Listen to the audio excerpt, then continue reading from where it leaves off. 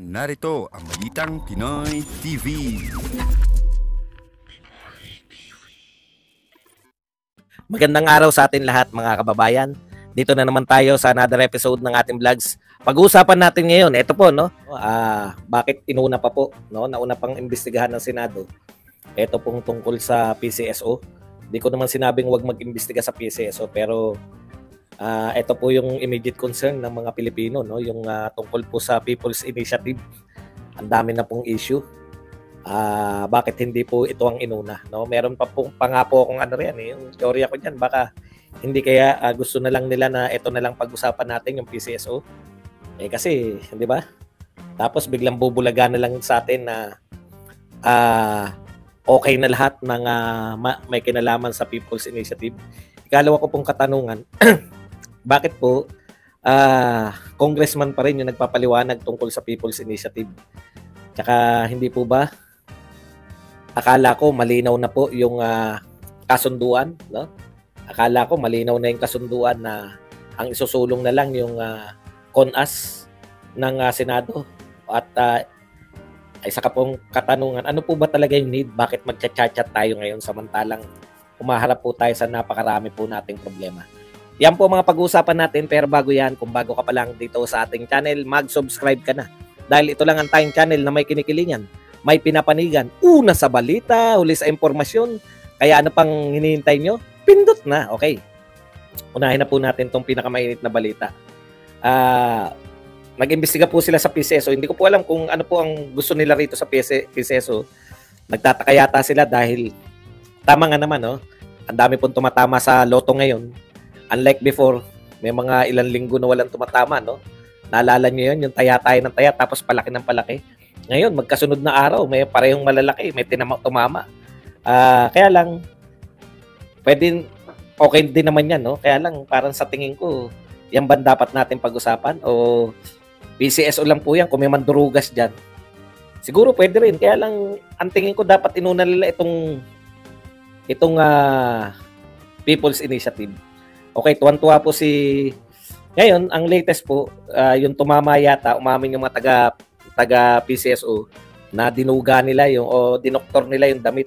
Siyempre, may paliwanag, tapos pupunta sila sa executive session para ibulgar doon kung sino-sino talaga yung mga tumama at i-confirm po nila. Madali lang naman po, no? Madali lang po yan, pero yung timing din, no? Para saan po ba yan? Pan-divert po ba yan dito sa hindi ko naman kayo nakakasuhan, nagtatanong lang po. Kasi ang tingin ko, dito interesado yung mga tao, no? Bakit tuloy pa rin? Kasi ano naman na mangyari, madali lang po yan PCSO. Patutunayan nyo lang na totoong tao yung nanalo. Ipoproduce nyo lang yung mga ticket, di ba?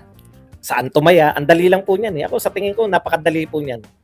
Yung tao, kakusapin nyo, executive session, ayaw pwede naman yung protection niya.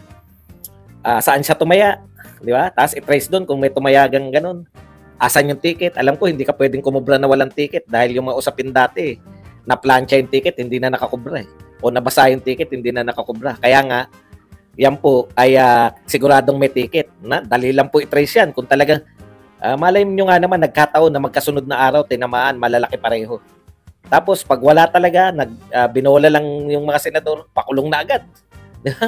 Tapos balik tayo rito kasi importante po ito pagbabago po ng konstitusyon. Yan po kasi ang involved dyan. PCSO, yung mga taong tumama na di umano ay may duda. Kung napatunayan nila na sila ay tumaya sa ganitong istasyon, dali lang po siguro i-trace niyan. Ito yung ticket. Yan ba ay galing dyan? Madali po yan kasi may mga resibo yan. Kaya tapos pag wala, nagkabulahan, no? Alam niyo na dapat gawin. Anyways, ito po sa akin ang pinaka-importante, no? Ilang araw na po, tuloy pa rin, no? Yung COMELEC po nagsalita ngayon, tumatanggap po sila at meron pong silang tinatanggap. Ibig sabihin, may nagsasubmit. Marami tayong nabinbin na katanungan. Panay tanong po ang, kasi wala po talaga akong kasagutan dito, no? Real talk, okay. Si Subiri, naawa ko kasi pinoproject niya na sa kanya susunod yung Kongreso sa CONAS. Pero ang realidad, wala pa siyang meron na siyang na-draft na 'di ba, yung resolution. Hindi naman pinag-uusapan sa HOR. So parang binabaliwala, no? Baliwala lang doon. Wala pa naman din dito na aprobahan.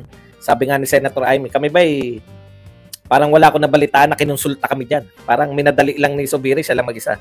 Anyway, ang maliwanag po, ayon na rin sa COMELEC, tuloy-tuloy po yung nagpapapirma. Ito po, dinideny na po ngayon ng mga congressman na sila yung involved dyan sa pagpapapirma na yan. Ngayon, kung hindi sila involved at meron na po lumabas na grupo yung pirma, di ba? Yun daw yung mga proponents. Ang tanong ko po dito sa mga proponents, una, ito po, basahin ko lang muna tong sinabi ni Salceda. Lumabas po to sa Politico. Sabi ni Salceda, ito yung development. As House Committee on Ways and Means Chairperson, Representative Joey Salceda confirms. Kinumpirma niya po. Ngayon po to ito po ay lumabas ngayong January 18. Okay. Congressman Salceda confirms the People's Initiative push for mid-2024 plebiscite on proposed charter change navigating a tight timeline ahead of the 2025 election. So yung target po nila, mid-2024 magkaroon ng plebiscite. Wala na pong problema dyan. Bakit? Bakit po walang problema, pirma na lang ang kulang? Bakit po? Ayon na rin kay Senator Amy Marcos, nalusutan kami. Yung Senado daw, nalusutan. Nailusot nila yung budget para daw, para dito sa plebiscite, sa Chacha, ng 12 billion. Yan, sinabi yan ni Senator Amy. Nalusutan kami. Ngayon, kung nalusutan kayo, hindi nyo na po ba mahahabol? Kung hindi nyo na mahahabol, walang problema yung COMELEC. Kasi ang COMELEC, bibigyan sila ng budget. Kinakailangan nilang gastusin yung budget na yun. Ay, binigyan na pala sila ng budget. 14 billion po ang budget ng COMELEC at wala naman pong nakatakdang eleksyon ngayon 2024. Yan po yung nakatakda. Tinakda po nila. So, alam po ng Congress na meron magaganap na kung sino man po yung nagsingit niyan. Sabi ni Senator Amy, nasingitan kami. Kung sino man po yung nagsingit niyan, alam po nila na matutuloy po yung plebisito para dyan sa People's Initiative na yan. Okay, ikalawa. So, ito po isa-isay natin yung mga sinabi ni Representative Joey Salceda. Representative Joey Salceda confirms People's Initiative aiming for mid-2024. So, kumpirmado po ng isang mataas na tungkulin na congressman na yung target ng People's Initiative ay mid-2024. So, June, July. Ngayong taon na to. Okay. Plebiscite on proposed charter change. Ikalawa, proponents target the timeline before July to avoid overlap with the October filing of certificates of candidacy for the 2025 election. Uunahan nila yung filing of certificate of candidacy for 2025 election. Dapat mauna to. Dahil pag nauna yun, dapat maglingkod yun. Ang gusto nila, mauna yung charter change bago yung election. Kasi pag nakapag-elect na, hindi na nila pwedeng bawiin yun. Maglilingkod ng yung congressman, mayor, governor, lahat ng may elect doon dapat maglingkod. Thank you very much muna kay Ryan Locte. Nakakagalit yung plebisito na yan. Dami pwedeng puntahan ng pera. Correct. 12 billion po ang pinag-uusapan natin dito. Okay. Salceda expressed confidence on achieving the required signature. So sabi ni Salceda, naniniwala siya na makukuha yung required na signature. Okay. Anticipating surpassing the 12% total registered vote. So, naniniwala siya na malalagpasan pa yung 12%. Ang una kong katanungan, kung hindi po mga congressman yung nagtatrabaho dyan, katulad ng sinasabi ngayon ni Tulfo, sinasabi rin ni Amy, at sinasabi po nila yung official, pirma, yung grupong pirma. No? Okay. Ang una kong katanungan, kung wala pong kinalaman yung mga congressman dyan, bakit si Joey Salceda na isang congressman ang nagbibigay ng mga dates kung kailan matatapos, kailan yung target, no? So involved dito si Joey Salceda o close in contact siya dito sa proponent. Yung sinasabi nilang proponent niyan, yung pirma. No, yung mga grupo yan ng nagpapapirma. Okay. So yun yung una ko eh. Kaya ang hirap pong paniwalaan na walang kinalaman dito yung mga congressman. Pero given, no? Ito po. Sige. Wala kayong kinalaman. Pirma talaga yung may kinalaman dyan. Okay. Ang tanong ko sa pirma, yung proponent po ng nagpapapirma nito, kaya po ayoko ng PSO talakayin kasi ayoko i-divert yung issue natin. Madali lang po yung PCSO.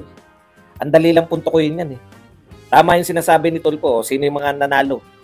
Pakita, alamin nyo lang kung totoo yung ticket o hindi. Puntahan doon sa outlet kung talaga naglabas sila. Meron naman sigurong Ito na nga mga kabalita. Ano na ang masasabi nyo patungkol sa balitang ito? Please comment down below mga kabalita. Pag-usapan natin yan sa comment section. At kung di ka pa nakasubscribe sa ating channel, baka naman